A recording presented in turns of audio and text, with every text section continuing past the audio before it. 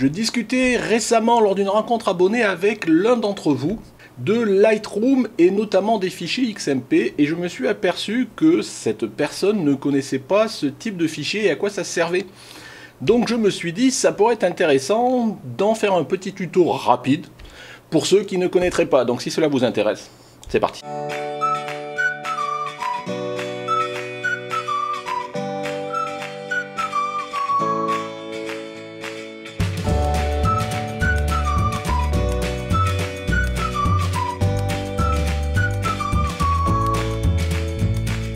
Bonjour, bienvenue sur Jaf Photographie. Donc comme je vous le disais, aujourd'hui on va parler Lightroom pour ceux qui l'ont.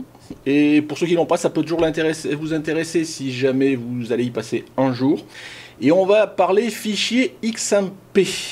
Donc pour faire simple et court, si vous utilisez Lightroom, vous n'êtes pas sans savoir que Lightroom s'appuie sur des notions de catalogue. Donc dans ces catalogues, il enregistre toutes les photos que vous avez développées, les mots-clés, les exifs, le tri que vous pouvez faire, ce genre de choses. Et en standard, il enregistre aussi pour vos fichiers RAW, dans son catalogue, les informations de développement. La luminosité, le contraste, le recadrage, je sais pas, les courbes de tonalité, enfin n'importe quoi. Enfin tout ce que vous faites en termes de développement, c'est enregistré dans le catalogue. Le problème dans ce contexte-là, c'est que si votre catalogue est vérolé, ou même si vous l'avez sauvegardé, il y a longtemps que vous n'avez pas fait la sauvegarde, parce que quand vous avez des gros catalogues, ça prend quand même pas mal de temps, donc vous avez toujours tendance, quand vous quittez Lightroom, il vous propose de sauvegarder ou d'attendre la prochaine fois. Et j'avoue que moi, le premier, je suis toujours en train de repousser, parce que j'ai toujours autre chose à faire, parce que ça prend du temps. Donc si vous avez votre catalogue qui est vérolé et que vous n'avez pas une sauvegarde récente, vous pouvez être amené à complètement perdre tous les développements que vous avez fait depuis. Alors vous comprenez que moi, par exemple, dans le cadre d'un shooting, si je passe des heures carrées à faire du développement, je n'ai pas intérêt à perdre le développement que j'ai pu faire sur mes fichiers RAW. Autre chose, quand vous voulez archiver vos RAW, soit vous les archivez directement tout simple tel que vous sortiez de l'appareil, soit vous voulez les conserver à côté mais avec vos développements. Si vous voulez faire ça, il va falloir que vous archiviez vos RAW et le catalogue qui va bien avec. Et ça peut commencer à être compliqué à gérer dans le temps de savoir quel catalogue allait bien, ce genre de choses quoi. Et donc la solution pour ça, c'est justement ces fameux fichiers XMP. Qu'est-ce qui se passe quand vous utilisez les fichiers XMP? En fait, c'est juste un mode qu'il suffit d'activer dans les propriétés du catalogue, on le verra juste tout à l'heure. Et dans ce cas-là, Lightroom va enregistrer toutes ces fameuses modifications de développement pour vos fichiers RAW dans un fichier qui va mettre à côté de votre photo dans le répertoire le dossier de votre photo et qui s'appellera mon nom de ma photo.xmp. Donc dans ce contexte-là, même si vous perdez le catalogue, vous vous en foutez, il suffit que vous restauriez n'importe où dans un dossier votre photo, votre RAW et votre fichier XMP, vous importez tout ça dans Lightroom et tout de suite il retrouve votre RAW et le développement qui vont avec. Donc vous comprenez l'utilisation. Ça sert, je vous dis, si vous perdez vraiment votre catalogue, le tout c'est de ne pas perdre bien évidemment les photos et les fichiers XMP.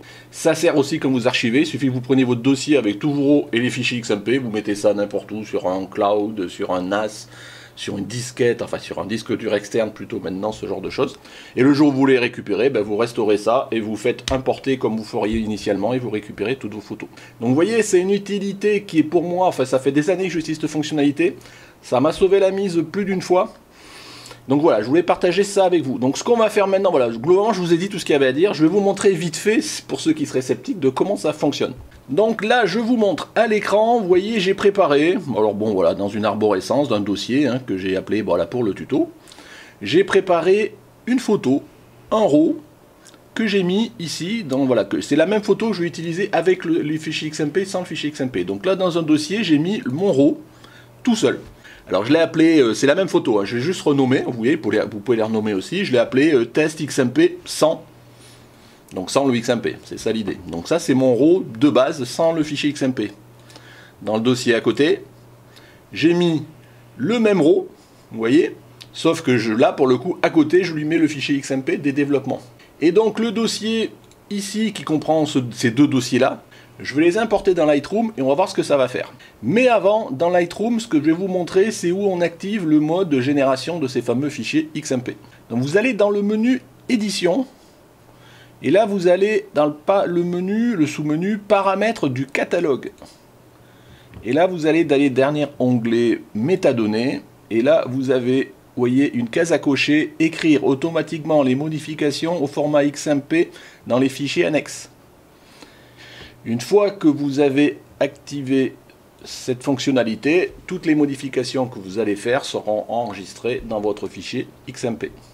Donc voilà, c'est pas plus simple. Je crois qu'il faut sûrement redémarrer Lightroom pour enregistrer les propriétés, ce genre de choses. Donc il n'y a aucun problème. Donc maintenant, on va faire, c'est que je vais charger. Donc on va le faire ensemble. Vous voyez, le dossier. Alors on va prendre ça. Je dois avoir ça là. Voilà, le dossier ici où j'ai mes deux dossiers, un avec le fichier rose seul et un avec le fichier rouge, le fichier XMP. Je sélectionne le dossier. Voilà, et j'importe mes photos.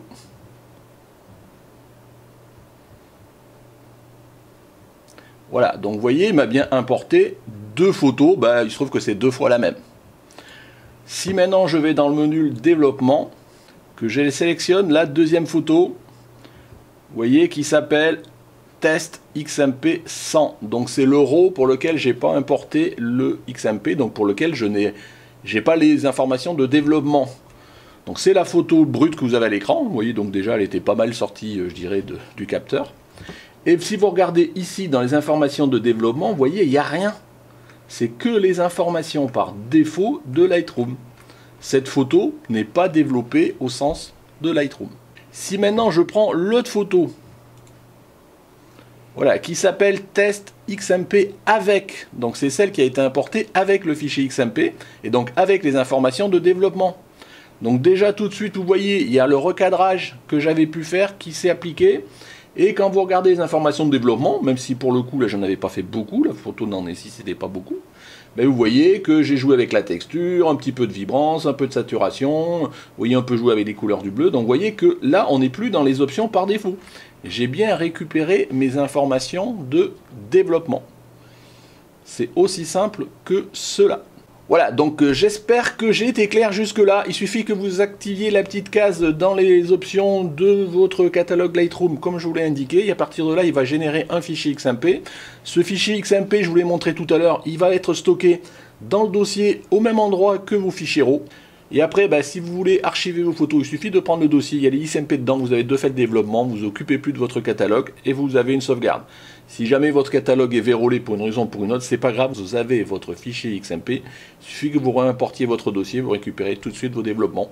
Les fichiers XMP, c'est un format pour, alors je sais plus, j'ai dû voir passer Extended, métadonnées, process, protocole, un truc comme ça. A priori, c'est un fichier, alors moi j'ai pas fait le test, un fichier avec des informations qui pourraient être assez universelles, c'est un standard, et on pourrait peut-être réutiliser ces données dans ce fichier XMP pour importer dans un autre logiciel les développements que vous auriez pu faire dans Lightroom. Je ne sais pas si ça marche, je ne l'ai jamais testé, mais bon, pourquoi pas. Donc dans tous les cas, voilà, je pense que c'est un tuto assez rapide, il est peut-être même un petit peu toujours trop long, mais bon, j'essaye quand même de vous expliquer pour que vous compreniez les choses.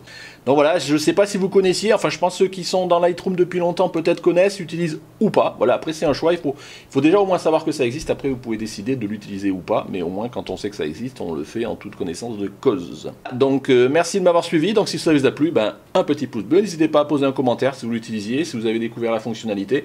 Bon, c'est sûr que si vous n'utilisez pas Lightroom, ça sera moins d'un intérêt certain, mais bon, on ne sait jamais, vous pourrez y venir peut-être un jour. Voilà, merci de m'avoir suivi, et puis au revoir et bonnes vacances.